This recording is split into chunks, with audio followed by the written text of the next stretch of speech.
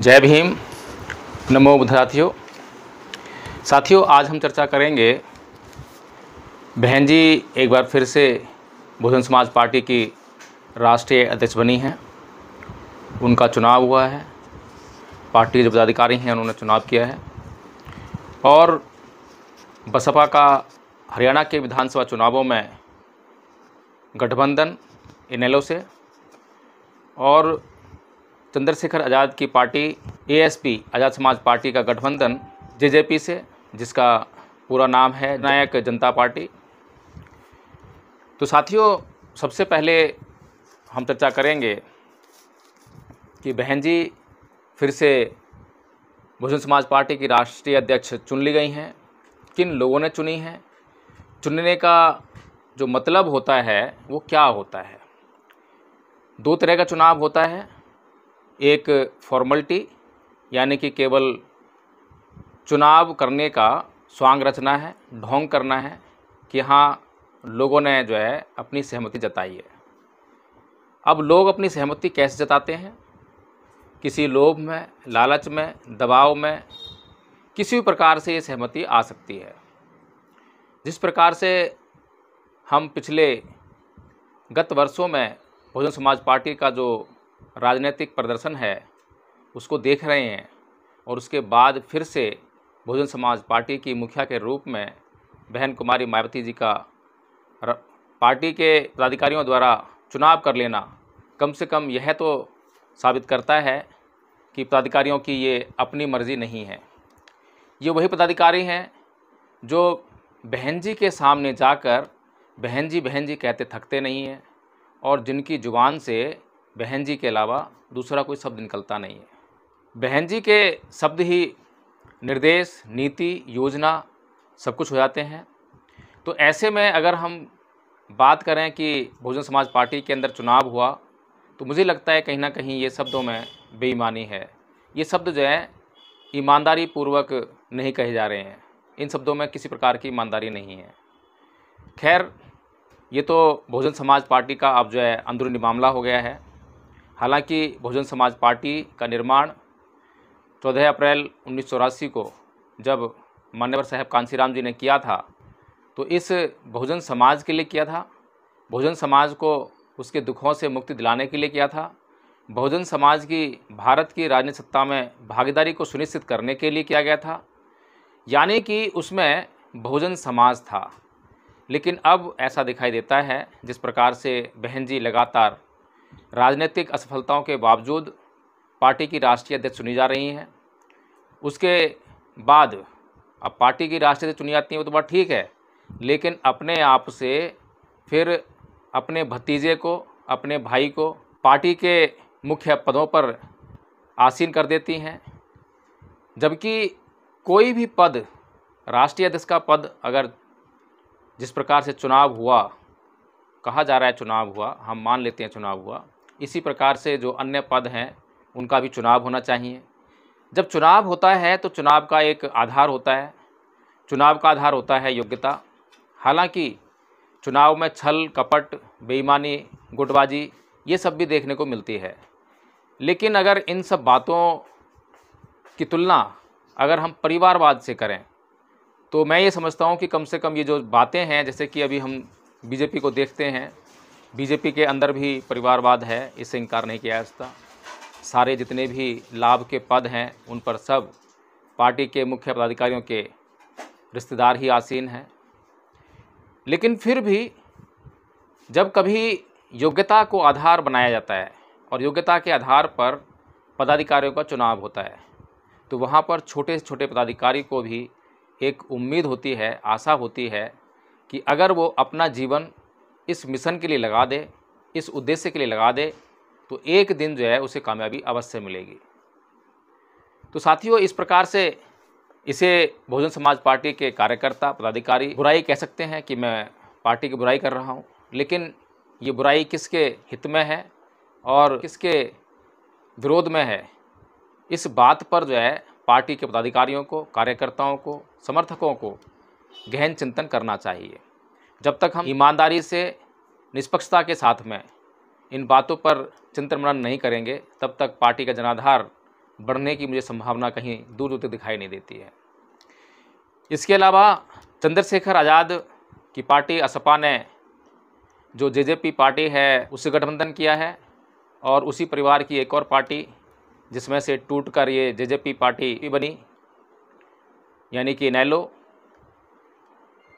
Indian national Lokdal party, जिसके राष्ट्रीय अध्यक्ष ओम प्रकाश चौटाला जी हैं, उससे बीएसपी ने गठबंधन किया है।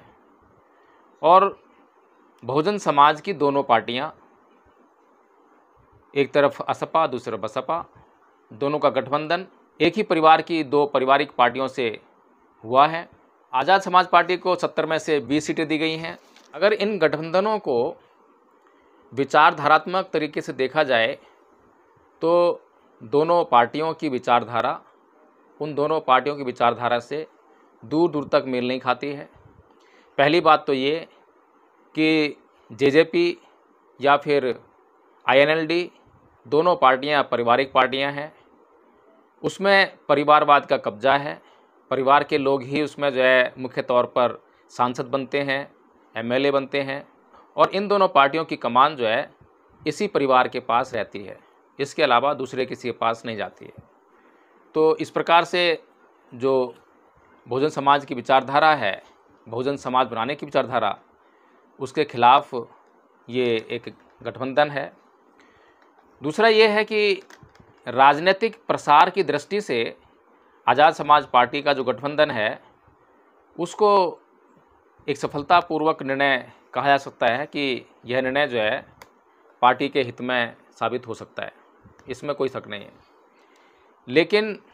लेकिन एक सच्चाई यह भी है कि अब तक असपा ने जिन राज्यों में भी अन्य पार्टियों से गठबंधन किया है, गठबंधन के बावजूद एक भी सीट जीतने में कामयाब नहीं रही है, बल्कि जिन पार्टियों के साथ में गठबंधन किया उन्हें सफलता अवश्य मिली है।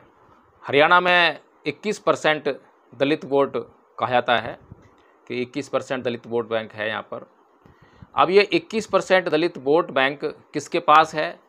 सारा का सारा वोट बैंक असपा और बसपा के पास नहीं है। इसमें अगर दलित वोट बैंक पर बहुजन समाज पार्टी और आज़ाद समाज पार्टी का कब्जा अगर देखना चाहें तो 21% दलित समाज में से अब तक, क्योंकि असपा तो पहली बार चुनाव लड़ रही है, तो बसपा ने अब तक कितना परफॉर्म किया है, उसके पास कितना वोट आया है दलितों का, इसको अगर हम देखने का प्रयास करें, क्योंकि बसपा को दलितों के अलावा कोई अन्य व्यक्ति वोट नहीं देता है कभी भी, ये तथ्य जो है जगजाहिर है।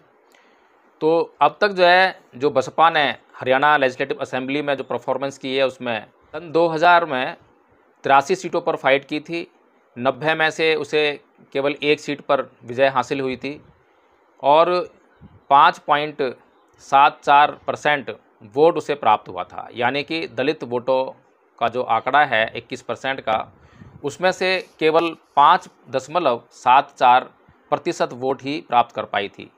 2005 में 90 सीटों में से 84 सीटों पर चुनाव लड़ा था, जिसमें से कि एक सीट जीती थी, और वोट बैंक जो है पिछला वोट मिला था 5.74%, उसमें से घटकर अब यह 3.22% रह गया। 2009 में जो चुनाव हुए उसमें 86 सीटों पर जो है चुनाव लड़ा गया, उसमें फिर से एक सीट पर जीत हासिल हुई और इस बार जो है वोट प्रतिशत बढ़ा और यह बढ़कर 6.73% हो गया। ये वही समय था जब उत्तर प्रदेश में बहुजन समाज पार्टी की फुल फ्लैश सरकार बनी थी। उसके बाद 2014 में यह घटकर 4.4% रह गया और सीट एक बनी रही। 2019 में जो सीट एक जीतती आ रही थी बहुजन समाज पार्टी, वो भी हार गई और वोट प्रतिशत जो है 4.4% से घटकर 4.21% रह गया।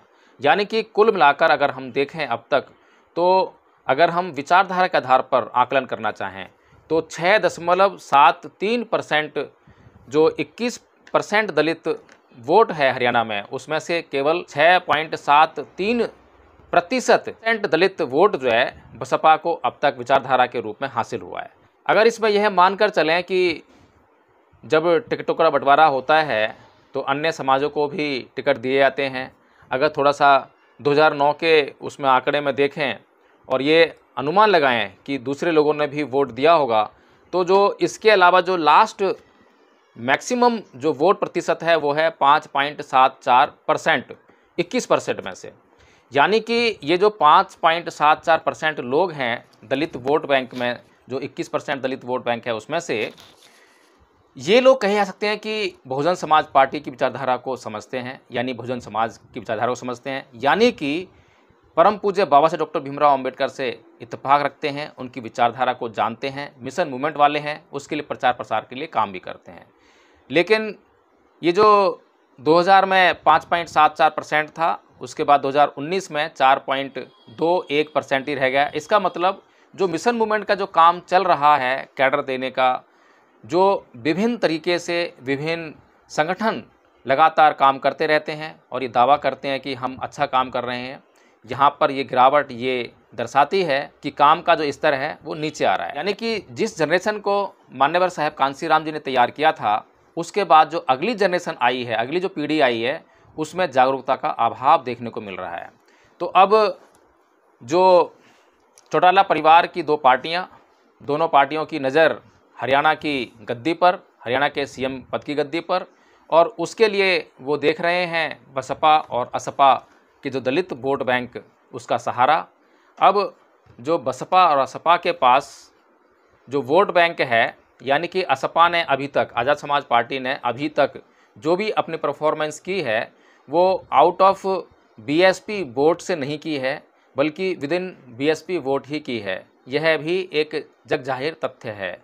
यानी कि जो बसपा के पास जो 21% दलित वोट बैंक है हरियाणा में, उसमें से ही असपा कुछ ना कुछ वोट बैंक जो है, जो अपने ये जो आंदोलन करने का जो दावा करते हैं उसके नाम पर जो है ये लेंगे, और इसी पर नज़र है इन पारिवारिक पार्टियों की।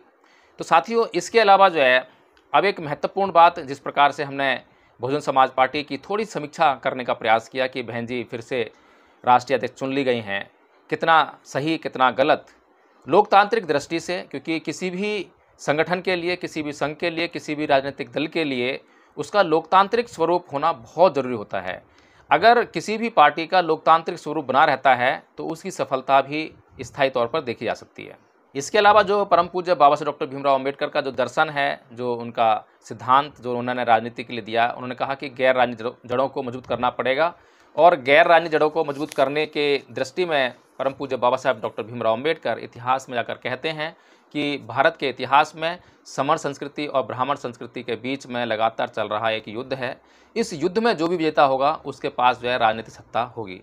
तो मान्यवर साहब कांसीराम जी इस समर संस्कृति की विचारधारा को समझते हैं, और जो गैर राजनीतिक जड़ें हैं, यानी कि गैर राजनीतिक जड़ों की जब हम बात करते हैं तो उसमें दो बातें शामिल हो जाती हैं, एक धार्मिक आंदोलन और एक सामाजिक आंदोलन। तो ये सामाजिक और धार्मिक आंदोलन, इनको गैर राजनीतिक जड़ें कहा जाता है। ये जो सामाजिक आंदोलन जो हैं, जब तक इनको धार्मिक आंदोलन के जरिए पूरी तरह से एक राजनीतिक संस्कृति वहाँ पर पैदा नहीं की जाएगी जिस क्षेत्र में हम चुनाव लड़ना चाहते हैं, तब तक हम ये कभी भी कह नहीं सकते हैं कि हम जो है, जो हमने प्राप्त किया है उसको आगे भी रख सकते हैं। इसका हमने लगातार उदाहरण देख रहे हैं कि लगातार जो है, जब एक पीढ़ी को जगा देते हैं तो अगली पीढ़ी को भी जगाने का जो काम होता है वो नहीं हो पाता है, और अगली पीढ़ी जो है आप से छिटक कर कहीं और चली जाती है। ये राजनीतिक संस्कृति को समझना बहुत ज़रूरी है कि ये राजनीतिक संस्कृति आखिर है क्या। पॉलिटिकल कल्चर यानी कि राजनीतिक संस्कृति, यानी कि आप जो है एक विचारधारा के अभ्यस्त हो जाएं। अभी जो आपका अभ्यास है वो आपका परमानेंट नहीं है, या कहें कि अभी जो आपका अभ्यास है, जहाँ से आपको पूर्व स्थिति से खींचकर इधर लेकर आए थे, अभी भी आपके चित्त की स्थिति, आपकी संस्कृति की स्थिति वैसी की वैसी बनी हुई है। इसीलिए लगातार जो है आरएसएस और बीजेपी जो संगठन हैं, वो इस वोट बैंक को, जो कि हमने एक कैडर के माध्यम से, आंदोलन के माध्यम से उसे जगाया एक पीढ़ी को, फिर वो हार नहीं मानते हैं। बीजेपी आरएसएस हार नहीं मानती है, वो ये कहती है कि ये पीढ़ी जग गई है, कोई बात नहीं, क्योंकि इसमें अभी सांस्कृतिक परिवर्तन नहीं हुआ है, अभी तक सांस्कृतिक बदलाव नहीं हुआ है, अभी तक इनके मन मस्तिष्क से जो है वो संस्कृति गई नहीं है। कौन संस्कृति नहीं गई है? ब्राह्मणवादी संस्कृति नहीं गई है। इसको समझने के लिए जो है मैं आपसे अनुरोध करूंगा कि आप जो है एक तो इस चैनल को सब्सक्राइब कर लें और वीडियो को लाइक और इस पर कमेंट करना ना भूलें। दूसरा, धम्मपद संघ को आप जो है ज्वाइन करें। आपको नंबर दिए जा रहे हैं इस वीडियो के माध्यम से, इसमें कॉन्टेक्ट करके आप जो है लिंक प्राप्त कर सकते हैं। और धम्मपद संघ से जुड़ेंगे तो आपको जो है ये जो सांस्कृतिक परिवर्तन है इसको गहराई से समझने में मदद मिलेगी और आपके हर एक प्रश्न का जवाब भी मिलेगा। तो कुल मिलाकर साथियों यही कहना है कि अभी बहुजन समाज का सांस्कृतिक परिवर्तन नहीं हो रहा है। अभी केवल और केवल फौरी तौर पर for the time being at present time अभी जो इस क्षण में जो है जो आंदोलन होता है उसकी एक पैदावार होती है, उसका एक परिणाम आता है, रिजल्ट आता है और उस परिणाम को, उस फल को, उस पैदावार को जो है हम भोगने का काम कर लेते हैं। भविष्य की चिंता हमें नहीं रहती है। तो इस प्रकार से अगर हम दोनों पार्टियों का जो बहुजन समाज पार्टी जो कि बहुजन समाज की पार्टी हैं असपा और बसपा, अगर दोनों की समीक्षा करना चाहें विचारधारात्मक तौर पर जो है तो दोनों पार्टियां जो हैं असफल दिखाई देती हैं। क्योंकि अभी तक मैं आपको एक बात और मोटी सी कहना चाहता हूं कि यदि आपको कोई व्यक्ति, कोई सवर्ण समाज का व्यक्ति अगर आपको जय भीम का संबोधन करता है तो आपको कैसा लगता है? बहुत अच्छा लगेगा, खुश हो जाएंगे। जी हाँ। अब जय भीम है क्या? जय भीम एक शब्द है। अगर मैं कहूँ कि कोई एक व्यक्ति जो कि हिंदी जानता है और कोई भाषा नहीं जानता और तमिल में कोई व्यक्ति उसको गाली दे, तो जो तमिल में गाली दिए तो उसका उस पर क्या प्रभाव पड़ेगा? कुछ भी प्रभाव नहीं पड़ेगा। क्यों नहीं पड़ेगा? क्योंकि उसने खाली ध्वनि सुनी है और ध्वनि को उसने कुछ जोड़ तोड़ लिया हो तो उनको कुछ शब्द, अगर उसने जो है उस ध्वनि को पहचान लिया हो और उस ध्वनि को जो है दोबारा से प्रोनाउंस कर सके तो उसे कहेंगे शब्द, कि उसने कुछ शब्द सुन लिए। इतना तक हो सकता है। उसके बाद जो है रिएक्शन क्यों नहीं आ रहा? उसका गाली दे रहा है लेकिन रिएक्शन नहीं आ रहा। कारण ये है कि जो ध्वनि होती है, ध्वनि से शब्द बनते हैं, शब्द से भाव बनता है और भाव से भावना बनती है और भावना से विचार बनता है और विचार से विचारधारा बनती है। ये जो क्रम है, इसी क्रम को अगर हम समझने का प्रयास करें, जैसे ही कोई व्यक्ति जय भीम का संबोधन करता है तो हम खुशी के मारे उछल पड़ते हैं। और जो बहुत ज़्यादा भावुक लोग होते हैं, भावनाओं की गिरफ्त में आए हुए लोग होते हैं, जय भीम का संबोधन सुनते ही, चाहे वो कोई भी व्यक्ति है, उसके पीछे पीछे होने से भी नहीं चूकते हैं, चाहे वो व्यक्ति जो है आपके प्रति कितना ही षड्यंत्र क्यों ना कर रहा हो। अब तक हमने यही देखा, अब तक जो है समाज में जितने भी आंदोलन हो रहे हैं, वो चाहे चंद्रशेखर आज़ाद ने आंदोलन किया हो, चाहे प्रोफेसर रितू ने किया हो, चाहे महमूद प्राचार्य ने किया हो, चाहे रतन लाल का हो, चाहे राजेंद्र पाल गौतम का हो, डॉक्टर लक्ष्मण यादव का हो, तो इन सब की मैं लगातार समीक्षा करता रहता हूँ। समीक्षा करके बताया भी है आपको कि किस प्रकार से आप लोगों को जो है गुमराह किया जा रहा है। केवल अम्बेडकरवादी अपने आप को कहकर जय भीम का संबोधन करके, जय भीम, जय संविधान ऐसे संबोधन करके, जो शब्द आपको अच्छे लगते हैं, आपको सुनना अच्छा लगता है, केवल उन्हीं का संबोधन जो है मंचों के माध्यम से होता है। और मैं लगातार जिसका मंच मिलता है और जो मुझे इनवाइट कर लेता है, मैं कभी भी इस बात पर परवाह नहीं करता हूं कि किसका मंच है और उसकी मुझे प्रशंसा करनी है या क्या करना है। मुझे जब मंच मिला है तो मेरे समाज के लिए मिला है, मुझे अपने समाज के हित में बातें बोलनी है। क्योंकि परम पूज्य बाबा साहब डॉक्टर भीमराव अंबेडकर की विचारधारा को जब तक पूर्णतः कोई उससे सहमत ना हो, तब तक उसे अंबेडकरवादी कैसे कह सकते हैं?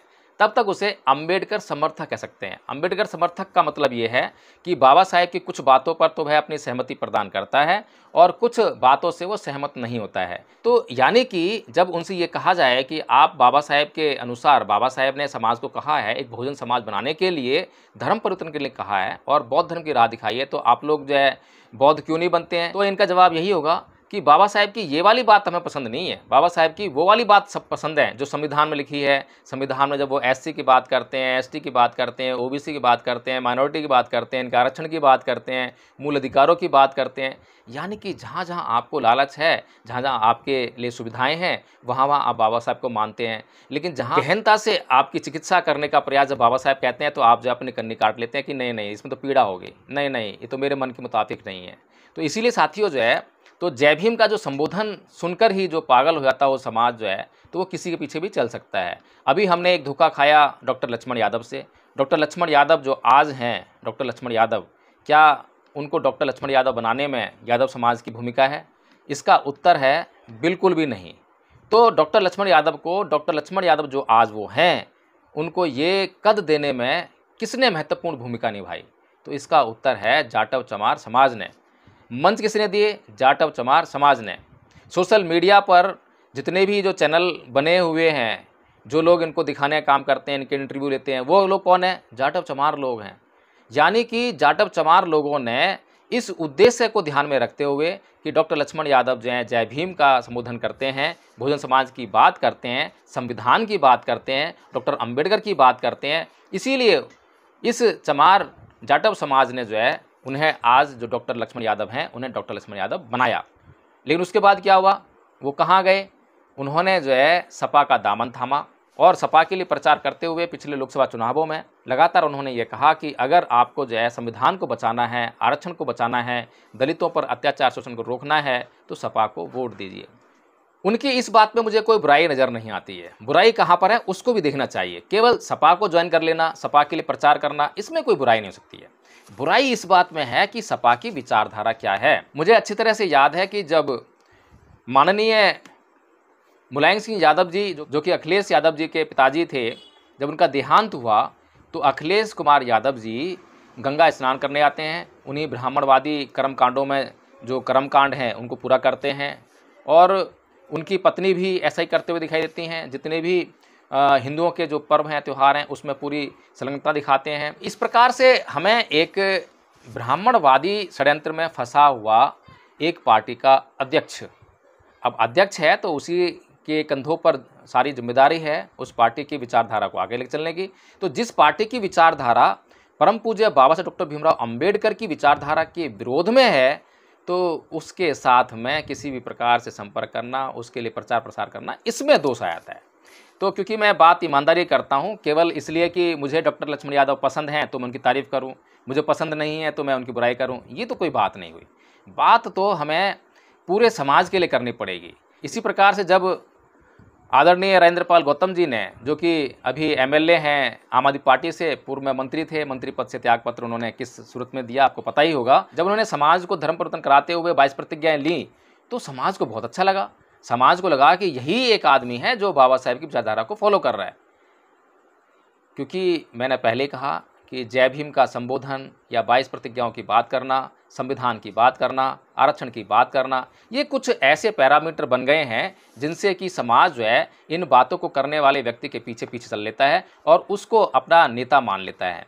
तो अभी अगर हम थोड़ा समीक्षा करना चाहें कि आदरणीय राजेंद्र गौतम का अभी स्टैंड क्या है, अभी पीछे जो है उन्हीं की पार्टी के जो उनके स्थान पर मंत्री बनाए गए थे राजकुमार आनंद जी, उन्होंने इस्तीफा दिया आम आदमी पार्टी से और यह कहकर इस्तीफा दिया कि केजरीवाल जो है घोर जातिवादी व्यक्ति है, ये दलितों के खिलाफ है, ये SC ST जो समाज है उसके खिलाफ है, उनके आरक्षण के विरोध में है।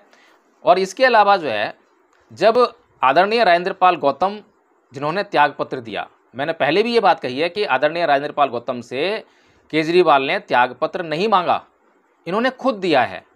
अब अगर आदरणीय राजेंद्र गौतम बाबा साहेब की विचारधारा को मानने वाले होते, खुद एडवोकेट भी हैं, अच्छी तरह समझदार हैं, अच्छी तरह से जानते हैं कि क्या और कैसे करना है, तब इन्होंने जो है केजरीवाल को ये क्यों नहीं कहा कि भाई आप मुझे पहले नोटिस इशू करो, शो कॉज नोटिस इशू करो ना मुझे, ताकि मैं उसका आपको जवाब दूं। अब वो जो शो कॉज नोटिस होता और उसका जवाब होता, सारा डॉक्यूमेंटेड होता, प्रमाण होता, लेकिन ऐसा कुछ हुआ ही नहीं। आपको एक छोटा सा लालच पकड़ा दिया कि आपको अगले विधानसभा चुनाव लड़ना है, हाँ लड़ना है तो फिर क्या नाम है, अभी अपना जो है त्यागपत्र दो, पार्टी के खिलाफ जा रहा है ये सब मैटर जो है। तो उसके तुरंत बाद ही फिर क्या हुआ, आदरणीय राजेंद्र गौतम जी ने त्यागपत्र भी दे दिया। उसके बाद जो है गुजरात में इलेक्शन कैंपेन चल रहा है आम आदमी पार्टी का, और वहाँ क्या बोल रहे हैं आदरणीय केजरीवाल जी, वो बोल रहे हैं कि मुझे ईश्वर ने असुरों का वध करने के लिए भेजा है। अब असुर किसे कह रहे हैं, इस देश में असुर किसे कहा जाता है, यानी राजेंद्र गौतम असुर हैं, उनका वध करने के लिए भेजा है। और फिर क्या बोलते हैं कैंपेन में कि भारत की करेंसी पर, यानी कि जो भारत के जो नोट हैं उन पर जो है लक्ष्मी और गणेश की फोटो आनी चाहिए। आप बताइए, इतना सुनने के बाद भी आप उसी पार्टी में अभी तक बने हुए हैं। मुझे तो समझ में नहीं आ रहा कि आप कैसे अम्बेडकरवादी हैं। लेकिन ये जो समाज है, इस समाज में कुछ लोग जो हैं सभा सम्मेलन करते हैं, बड़े बड़े मंच लगाते हैं। ये जो मंच लगाने वाले लोग हैं, ये लोग जो हैं बाबा साहब के समय से ही समाज से गद्दारी करते आ रहे हैं। क्योंकि इन लोगों का कौन सा वक्ता समाज के हित में है, कौन सा वक्ता समाज के हित में नहीं है, इससे कोई लेना देना नहीं है। समाज के लिए कौन ज़मीनी स्तर पर काम कर रहा है, इससे कोई लेना देना नहीं है। इनका लेना देना सिर्फ इस बात से है कौन मंत्री है, कौन एमपी है, कौन एमएलए है, या कौन जो है बहुत चर्चित चेहरा है, तो उसको जो है मंचों पर बुलाएंगे। मंचों पर क्यों बुलाएंगे? क्योंकि बहुत सारी भीड़ आएगी। बहुत सारी भीड़ आएगी तो क्या करेंगे? तो उनका कार्यक्रम सफल हो जाएगा। या तो दान का मैटर रहता है कि चंदा इकट्ठा करेंगे, उससे होता है उनके घर भी चल रहे हों, या फिर जो है कार्यक्रम की सफलता का श्रेय लेंगे। मैं अध्यक्ष, मैं संगठन मंत्री, मैं महासचिव, मैं कोषाध्यक्ष, ये सब वहाँ पे जो है नाम पुकारे जाएंगे, उनके साथ में फ़ोटो खिंचवाई जाएंगी। इतने से काम के लिए पूरे समाज को गिरवी रखने से ये लोग नहीं चूकते हैं। तो साथियों, मैं जो ये वीडियो बना रहा हूँ, मैं ये वीडियो इन लोगों के लिए नहीं बना रहा हूँ जो ये समाज के प्रमुख चेहरा गिने जाते हैं, या फिर जो मंच लगाकर जो है इन लोगों को मंच देते हैं।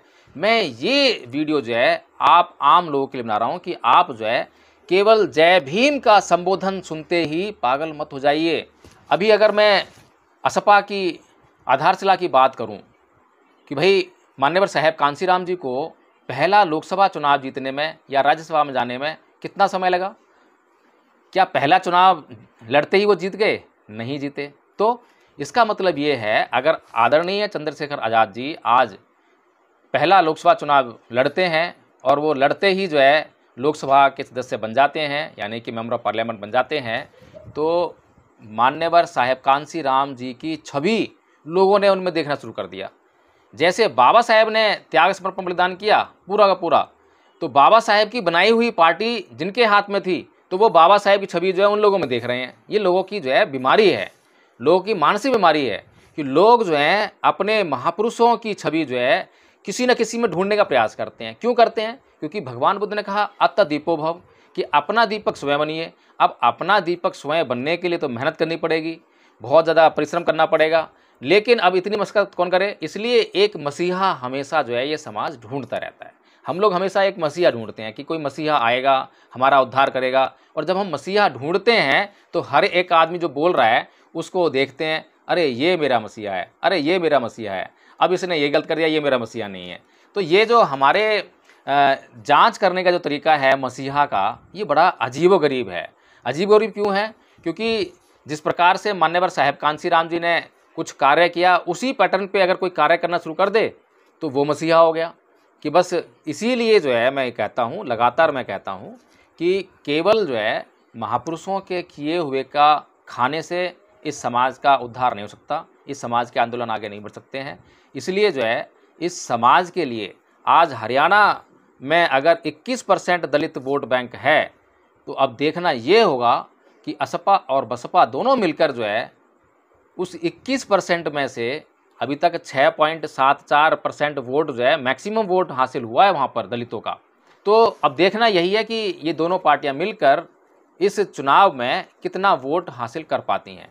अगर इस 6% से अधिक वोट बढ़ता है तो हम ये समझ सकते हैं कि असपा ने कुछ काम किया है। अगर ये 6% वोट से भी कम रहता है तो इस बात को सोचने में और समझने में बहुजन समाज के लोगों को देर नहीं लगानी चाहिए कि ये दोनों पार्टियां जो हैं ज़मीन पर कुछ नहीं कर रही हैं, कोई कैडर नहीं है, कोई पॉलिटिकल कल्चर नहीं है, राजनीतिक संस्कृति पैदा करने की कोई भी बात इनके अंदर नहीं है। तो साथियों, यह वीडियो अगर आपको पसंद आया हो तो इसको लाइक करें और कमेंट करके मुझे बताएं कि क्या चंद्रशेखर आज़ाद जी का जो उनकी असपा पार्टी है उसका गठबंधन जेजेपी के साथ जो हुआ है वह गठबंधन उचित है? क्या उन्हें इस पार्टी से गठबंधन करना चाहिए था? क्या बहुजन समाज पार्टी को इनेलो से गठबंधन करना चाहिए था? और क्या ये दोनों पार्टियां मिलकर अब तक जो 6.74% वोट दलितों का 21% वोट में से जो मिला था, क्या उससे आगे बढ़ पाएंगी? क्या आने वाले चुनाव में जो गठबंधन इन दोनों पार्टियों ने किया है, क्या उसका उद्देश्य हरियाणा में दलित मुख्यमंत्री बनाना है? क्या आपको लगता है कि हरियाणा में इस चुनाव में दलित मुख्यमंत्री बन पाएगा या दलित डिप्टी सीएम भी बन पाएगा? या आपको लगता है कि हरियाणा में दोनों पार्टियां एक भी सीट जो इनको मिली हैं गठबंधन में, क्या उनमें से एक भी सीट ये जीत पाएंगी? तो साथियों, इन सभी बातों का, इन सभी सवालों का आप कमेंट बॉक्स में जवाब ज़रूर दें और इस वीडियो को शेयर करना ना भूलें। जय भीम, नमो बुद्धाय।